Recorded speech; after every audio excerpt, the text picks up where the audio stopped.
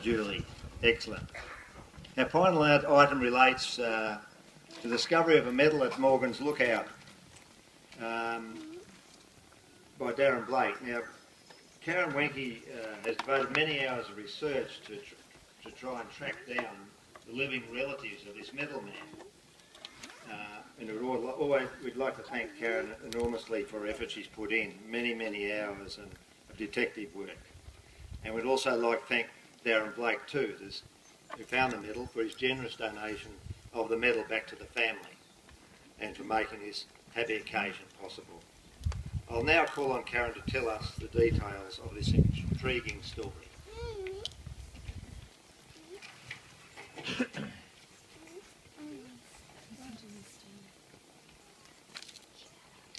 Good morning and welcome. Just a slight overview. At Walla Sub Hall on the 9th of October 1919, a number of returning local soldiers, including William Thomas Stuart, received a gift from the Walla community of a gold watch, chain and medallion. By chance, this medallion was found by Darren Blake while visiting Morgan's Lookout on Thursday the 12th of December 2013. But let's just step back a little bit in time. According to service records, William Thomas Stuart was born at Temora on the 17th of April 1895, the son of Peter Stuart and Lydia Nee Greshke. In 1910, his father obtained a small farm of 10 or 20 acres, listed as Farm 127, in the Chinatown area of Walla, where William lived with his 5 siblings. William enlisted in the AIF at Cootamundra on the 23rd of May 1916, after a medical exam at the Colcan Recruitment Office on the 12th of August 1916. He was listed as a farm labourer of Walla Walla, with his next of kin, his mother Lydia Stuart, also of Walla.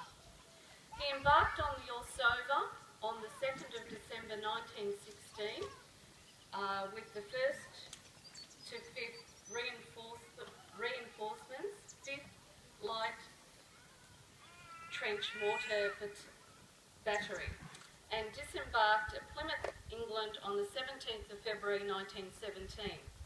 He was sent to France on the 25th of September 1917 and was wounded in action on the 25th of April 1918.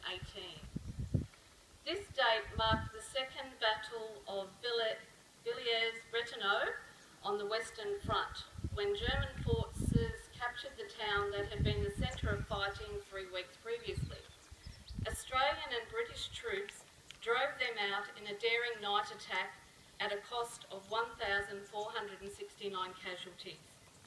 After initial treatment for his wounds in England, William was repatriated back to Australia on the Port Napier on the 12th of May 1919 and finally discharged from service on the 14th of August 1919. He married Elsa Gertie God on the 25th of April 1923 at Ardlethan, and they had a family of 9, 5 boys and 4 girls. He re-enlisted in the army in 1940 with the 56th Battalion Militia and retired with the 14th Cadet Battalion on the 30th of October 1952. William Thomas Stuart died in Griffith in 1987. I would like to invite Darren Blake to the stage to present the medallion to members of the Stuart family, represented today by sons Colin and Neville Stuart and grandson Jeff.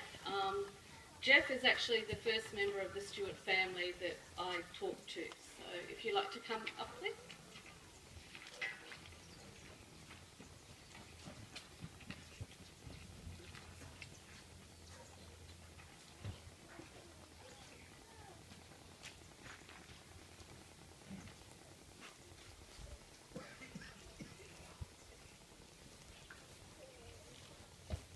Yeah, I'm just not sure where to start.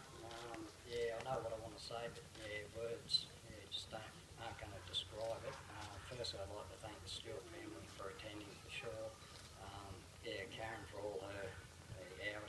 searching for the family. Yeah, I mean, basically, on behalf of myself and the Walla community, I'd like to present the medallion back to the family where I believe it actually belongs. So, this is Colin.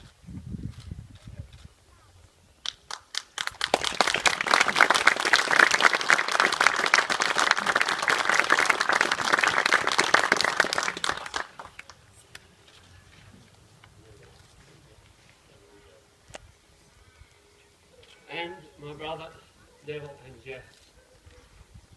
Well, surprises come in life, but 2 weeks ago I received a phone call from Karen to tell me of this remarkable find. My dear Dad had 5 medals, which I'm wearing replicas of, and it is just mind-blowing to think that after 90 years buried in the soil, that Darren and I do thank him most sincerely. We do thank him most sincerely for his kindness and follow-up with Karen to get the history of what transpired. We have learned more today through Karen's checking the records and going back than what we ever knew about our dear Dad. He was as far as the war was concerned, was a very, very much a tight-lipped man, as so many is the case in the past of returned servicemen. They did not want to divulge the trauma and the anger and the upset and tragedy that they went through. But I had many opportunities, but as a much younger person, you did not touch on those stories, and it's with regret today that I didn't screw his ear and insist that he give us a little bit of the history. He passed away at 92 years of age, and unfortunately took it all in his grave. He left the 5 medals to our eldest brother and Jeff's uncle, who were then passed on to his daughter in Sydney. I had hoped to have the originals here with me today, but that wasn't up to them. And my dear brother and his other wife happened to present the replica medal to me only last night. And it just gives me so much pleasure and so much honour to be able to wear them today on this wonderful occasion. I have been an Anzac marksman for some years because when Dad passed away, a lot of the history passed with him. And but to be here today and to witness the wonderful turn up, perfect weather, and to be here with my wife, daughter, son-in-law and grandchildren, son and my brother, it is a very, very proud moment. And I thank Karen, I thank Darren particularly for being so generous to hand over this magnificent medal. It's just very close to the heart. Thank you, Karen.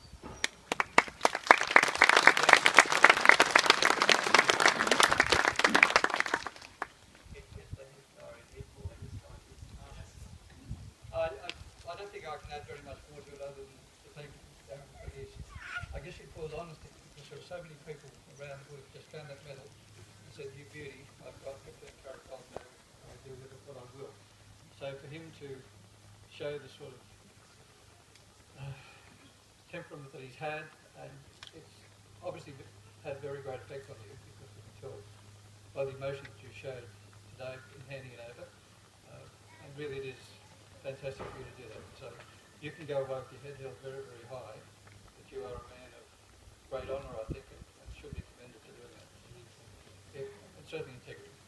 And again, to Karen, as Colin has said, just very, very grateful, because most of I was the youngest of the 9 9 kids. Although you wouldn't think it looking like right here at the moment, but time does. But I actually put a rinse through it, so I'm not really old. So, anyway, but as Colin said, Karen has taught us more in what she's done over these last weeks and months than we ever knew. I mean, when we lived in Griffith and when they were living in Canberra, when we lived in Griffith years ago, I'd bring Dad from Griffith to Albury and he'd talk about, oh, that's where I lived and that's where I went to school and I left home at 5 o'clock to walk to school and all those things, but we never, as Colin said, never ever would he divulge what happened during those years in the war. So I think it's wonderful to be here. I mean, I haven't been to Walla for that long, it's not funny, but it is really lovely to be back with great country people again. Because, I mean, our roots were in the country and we sometimes lose track of what real people are. And when you come back here, then that's it. But in terms of these medals, we're fortunate enough to have a business in Canberra that used to do war medals. We had all these guys, so Hazel, thanks to her, took it upon herself to say, well, I think we should do these. And I was out on my farm one day and came back inside and she had them just about completed. So that was almost to her. So The birthday boy. yeah. Yeah. Anyway, so thank you all again. Darren, thank you again for what you did. Karen, thank you for what you've done. And thank you for recognising Dad in the way that you've done. We're very, very proud of what he did. And we're very, very proud to be here to accept the medal and the honour that you bestowed on him. Thank you.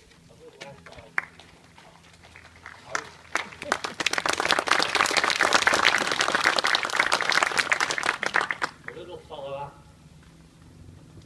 I received a phone call 3 weeks ago from Mr. Stuart, yes. Oh, she said, 6 months, I finally found you. And I said, well, what's this all about? She said, well, I've got something to tell you. She said, I did not know where to look. So she said, I went on to Facebook, I found a Neville Stuart. I followed Facebook and I found Jeff Stuart. I rang Jeff and he said, you want to talk to my dad? Not me, so here it is. And for her to keep in touch and the history that she has gone through is just absolutely phenomenal. And you should be very, very proud of this lady for what she has done. Thank you.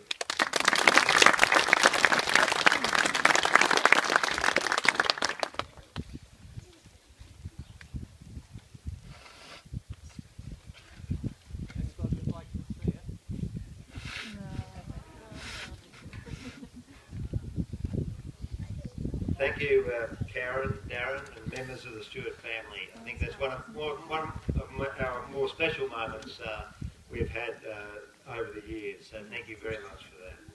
I now invite Neville Anderson to come to the forward and read the Act of Remembrance.